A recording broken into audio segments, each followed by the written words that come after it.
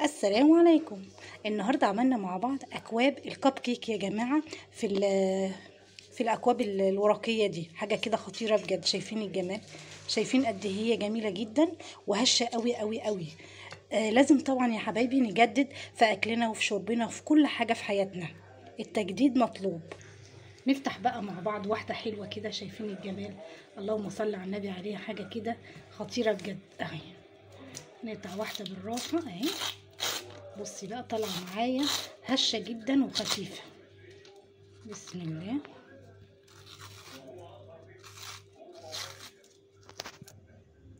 بصي بقى كده الجمال. تعالوا بينا كده نسمي الله ونصلي على الرسول ونشوف الكب كيك الخطير ده عملناه ازاي. يلا بينا يلا بينا. السلام عليكم. ازيكم يا حبايبي؟ عاملين ايه؟ يا رب تكونوا بالف خير وسعاده وراحه بال.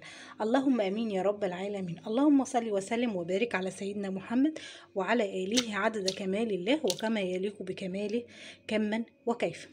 اهلا بكم حبايبي في قناه الاكل احلى مع ولاء. النهارده هنعمل اكواب الكب كيك يا جماعه.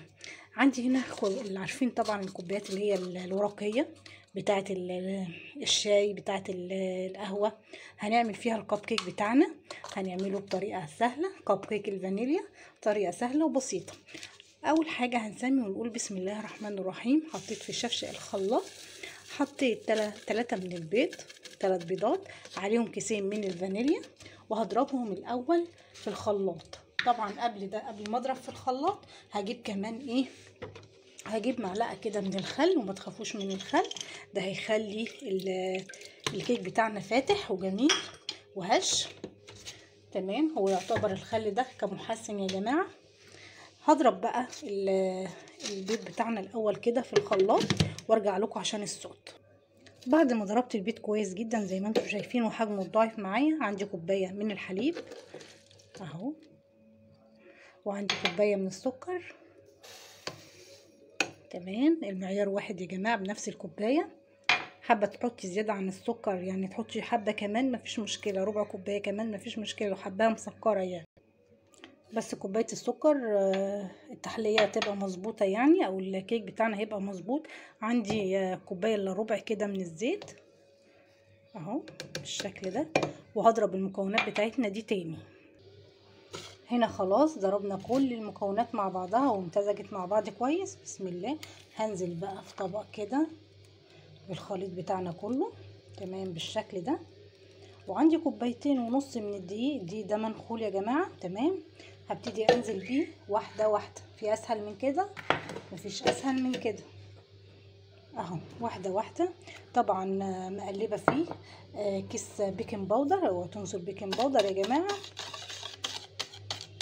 يبقى عندي كوبايتين 2 من الدقيق، مقلبه فيه كيس البيكنج باودر. تمام، وابتدي انزل واحده واحده واقلب يا جماعه على ناحيه واحده.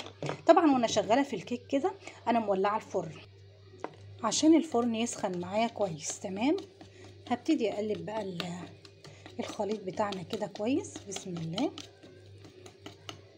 لازم طبعا يا جماعه من وقت للتاني كده نجدد في كل حاجه، سواء في اكلنا في شربنا في كل شيء. التجديد مهم جدا جدا. تمام، هنقلب كويس كده.